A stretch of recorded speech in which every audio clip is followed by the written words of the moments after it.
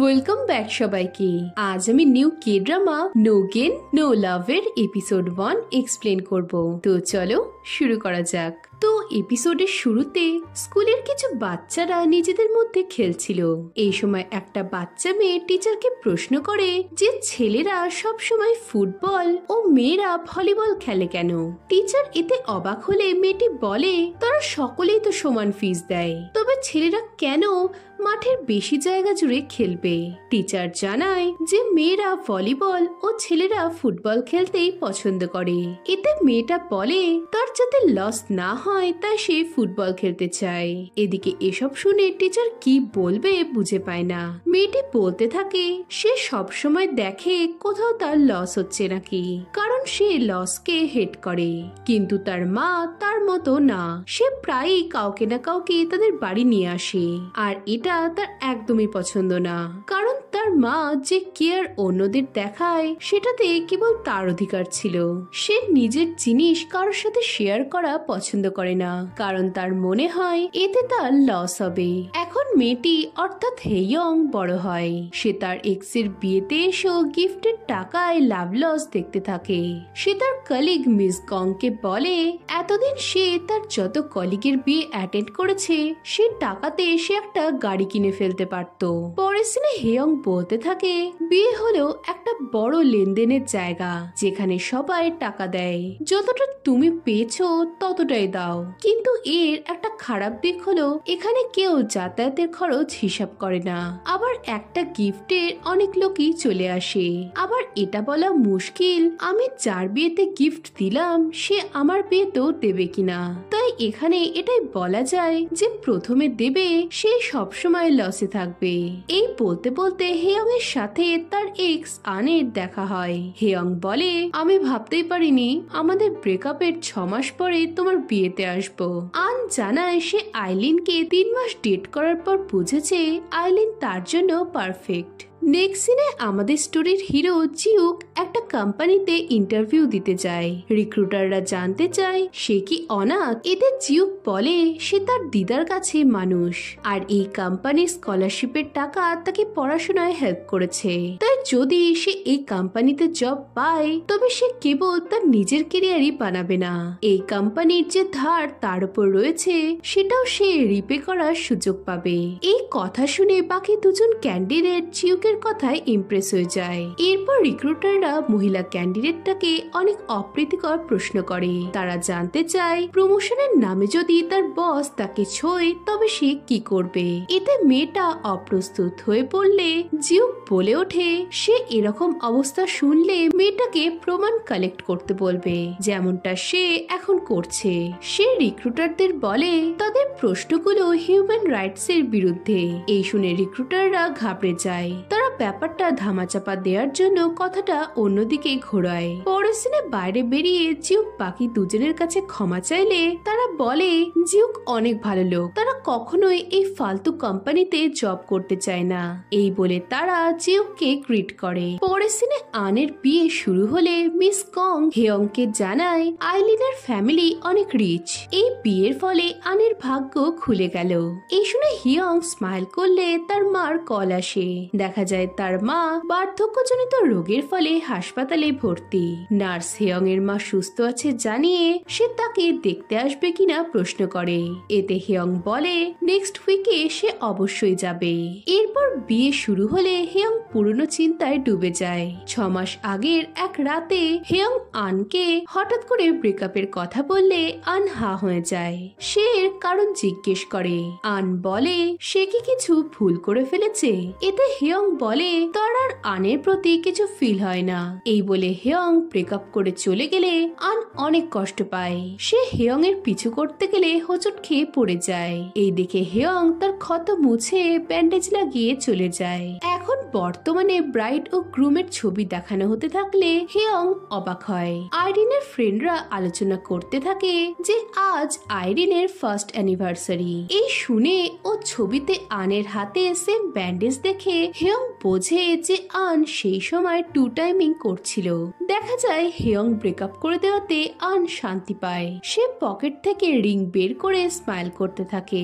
এখন বর্তমানে হেয়ং অনেক রেগে যায়। ফটো তোলার ডাক এলে হেয়ং টেবিল ক্লথ বের করে স্কার্ট বানায় আর ব্রাইডের মতো করে সেজে সে স্টেজে গেলে আন ঘাবড়ে গিয়ে তাকে থামতে বললে হেয়ং বলে, আজ আমাদের ব্রেকআপের 6 মাস আর তোমাদের রিলেশনের 1 ইয়ার অ্যানিভার্সারি। এদিকে এসব দেখে আন হেয়ংকে থামতে বললে হেয়ং পিকচারের জন্য পোজ দেয়। নেক্সট সিনে চেয়ুন তার নেক্সট স্টোরি লিখতে থাকলে যা তাকে খেতে ডাকে। তারা হেয়ং এর তার এক্স এর বিয়েতে যাওয়া নিয়ে কথা বলতে থাকলে হেয়ং বাড়ি আসে। হেয়ং তাদের জানায় যে আন তাকে চিট করছিল। যেদিন সে ব্রেকআপ করেছিল সেদিনই আন আইলিনকে প্রপোজ করে। এই শুনে চা অনেক রেগে যায়। জেয়ুন জানতে চায় হেয়ং এটা জেনে কি করলো। এই শুনে হেয়ং তার হাতের বক্স খুললে দেখা যায় তাতে আনের বিয়ের বুকে রয়েছে। দেখা যায় ফটোর জন্য ডাকা হলে হেয়ং বদলা নেওয়ার জন্য স্টেজের দিকে যেতে গেলে তাকে আইলিনের পাশে দাঁড় করিয়ে দেওয়া হয় আর বুকে ধরার সময় সেটা হেয়ং এরই হাতে এসে পড়ে। এখন হেয়ন বিয়ের গিফটের 3 লাখ ওনের জন্য রিগ্রেট করতে থাকে। জেয়ুন জানতে চায় হেয়ং ব্রেকআপটা কেন করেছিল। এই শুনে হেয়ং চুপ থাকলে চা বলে, তুমি জানো না ও কেমন, হয়তো রিলেশনে ও লস খুঁজে পেয়েছিল।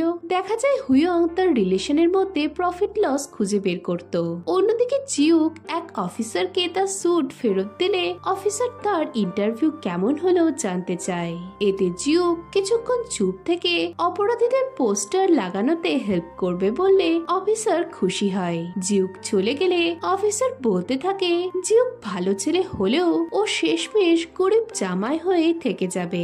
এদিকে জিউক পোস্টার গুলো ঠেলাগাড়িতে লাগিয়ে রত্তিওয়ালাদের বলে তারা কোনো অপরাধীদের দেখলেই যেন পুলিশকে জানায় আর সাথে নিজেদেরও খেয়াল রাখে। এতে রত্তিওয়ালারা বলে জিউকের মা বাবা সত্যিই একজন অ্যাঞ্জেলের জন্ম দিয়েছে। পরের সিনে চা বলে সেও মার সাথে দেখা করতে যেতে চায়।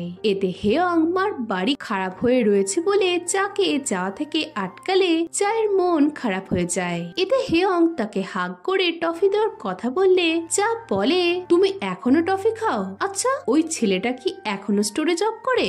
এই শুনে হেয়ং রেগে গিয়ে বলে, জানি না কেন ও সবসময় আমার সাথে রুড ব্যবহার করে। দেখা যায় জিউকি হেয়ং এর সাথে রুড ব্যবহার করত।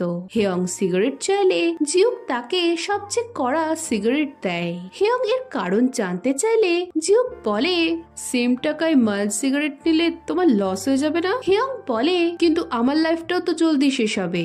এতে জিউক বলে, তুমি বাঁচতেই বা চাও কোথায়? এই শুনে হেয়ং রেগে বলে, তুমি কি কোনোদিনও কোথাও জব পাবে? বহু বছর ধরে তো এখানেই কাজ করছো। এতে জিউক উত্তর দেয়, হেয়ং এর বিয়ে হলে তার জবও হয়ে যাবে।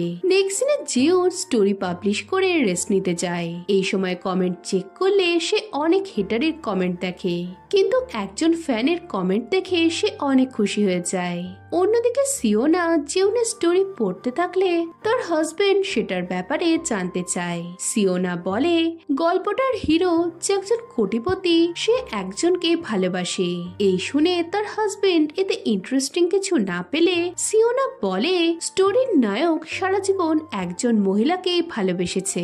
এই শুনে তার হাজবেন্ড ঘাবড়ে গিয়ে তাকে পটানোর চেষ্টা শুরু করে। এদিকে এসব দেখে গুহায়ুন চলে যেতে গেলে তার বাবা তাকে আটকে তার উপর রাগ বের করতে থাকে। এই দেখে সিওনা তাকে থামায় আর গুহায়ুনকে বলে সে যেন তার বাবাকে ফলো করে, কারণ তার বাবা ফ্যামিলির ক্ষেত্রে ভালো না হলেও বিজনেসটা ভালোই বোঝে। পরের সিনে গুহায়ুনের বাবা তাদের কোম্পানি নাম্বার 2 তে থাকার জন্য গুহায়ুনের উপর চিৎকার করতে থাকে। সে গুহায়ুনকে বিয়ে করার পরামর্শ দিলে গুহায়ুন না করে দেয়। এতে তার বাবা ছল করে তাকে দিয়ে প্রতিজ্ঞা করিয়ে নেয় যে 1 বছরের মধ্যে কোম্পানি নাম্বার 1 এ না এলে সে বিয়ে করে নেবে। নেক্সট দিনে গুহায়নের সেক্রেটারি হাজুন তার ট্রান্সফারের অ্যাপ্লিকেশন রেডি করতে থাকলে তখনই গুহায়ন রেগে মেগে অফিস আসে। গুহায়ন তাকে তার বাবার শর্তের কথা বললে হাজুন বলে, আমি ভাবছি তোমাকে বিয়েটা কে করবে। গুহায়ন এতে রেগে যায়। সে হাজুনকে বলে তারা কি 1 বছরের মধ্যে তাদের কোম্পানিকে টপে নিয়ে যেতে পারবে।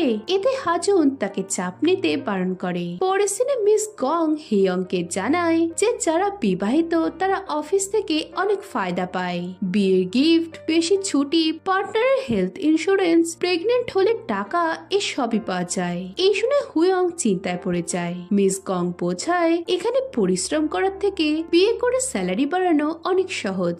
এসব শুনে হুয়ং আনকে কথা বলতে ডাকে আর তাকে বিয়ের গিফটের 3 লাখ ওন ফেরত চায়। এই শুনে আন অবাক হয়। সে বলে, তুমি কি সত্যি আমাকে কোনোদিনও ভালোবেসেছিলে?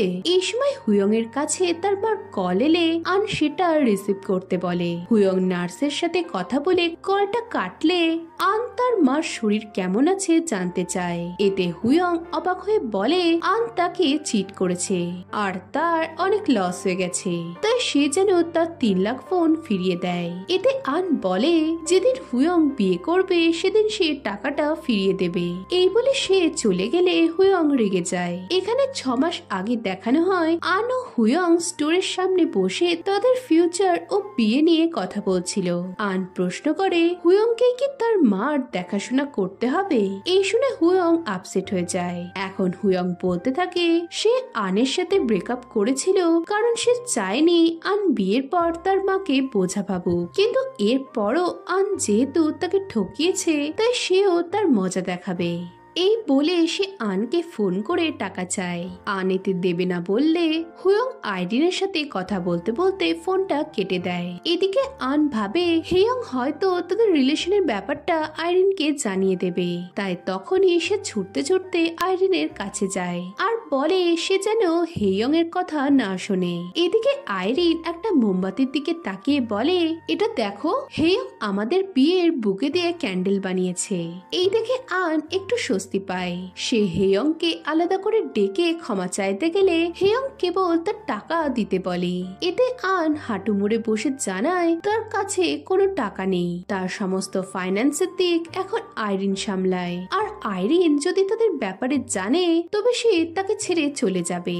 এই বলে আন তার কাছে ক্ষমা চায়। অন্যদিকে হাজুন আইডিয়া দেয় যে কোম্পানিকে টপে আনার জন্য তাদের এমপ্লয়ীদের নিয়ে একটা কন্টেস্ট রাখা উচিত যাতে তাদের ভালো আইডিয়ার সাহায্যে কোম্পানির লাভ হয়। এই শুনে গুহায়ন ইমপ্রেস হলে হাজুন জানতে চায় গুহায়ন কি এবার তার বদলে ডেভেলপমেন্ট টিমে করবে। এতে গুহায়ন জানায় সে কখনই এটা করবে না। এদিকে মিস গং কন্টেস্টের ব্যাপারটা হুয়ংকে জানিয়ে বলে এতে যে জিতবে তার প্রমোশন হবে। এই শুনে হুয়ং এর চোখ জল করে উঠলে মিস গং বলে সে জিততে পারবে না, কারণ প্রেসিডেন্টের আন্ডারে কোনো অবিবাহিত মহিলাকে জব দেওয়া হয় না। এই শুনে হুয়ং হতাশ হয়। রাতে জিউকে স্টোরে হুয়ং এসে অ্যালকোহল কেনে আর বাইরে বসে মনের দুঃখে ড্রিঙ্কস করতে শুরু করে। সে বিরক্ত হয়ে বিড়বিড় করতে করতে বলে বিয়ে করা যদি তার হাতে থাকতো তবে সে এখনই করে নিত। পরের দিনে জিও হুয়ংকে তার দিকে তাকিয়ে থাকতে দেখে অবাক হয়। সে হুয়ংকে প্রশ্ন করে সে কি কিছু খুঁজছে। এতে হুয়ং জানায় তার বিয়ের জন্য একটা বরের দরকার। সে বলে তুমি কি আমার বর হবে। এই শুনে জিও ঘাবড়ে যায়। হেয়ং বলে প্লিজ তুমি আমার বর হও। এই বলে সে জিউকের দিকে তাকিয়ে স্মাইল করে। এরপর পাস্টের একটা সিন দেখি। আন হেয়ংকে তার মায়ের দেখরেখের বিষয়ে প্রশ্ন করলে জিউকো ব্যাপারটা শুনতে পায়। পরের দিনে হেয়ং চুপচাপ আপসেট হয়ে বসে থাকলে জিউক তার পাশে এসে বসে আর তাকে একটা সিগারেট দেয়। আর এর সাথে এপিসোড 1 শেষ হয়। তো সিরিজটা কেমন লাগলো জানাও। আর এমনই কন্টেন্ট পেতে হলে ভিডিওটাতে লাইক করে চ্যানেলটা সাবস্ক্রাইব করে দাও। তো দেখা হচ্ছে নেক্সট ভিডিওতে। বাই।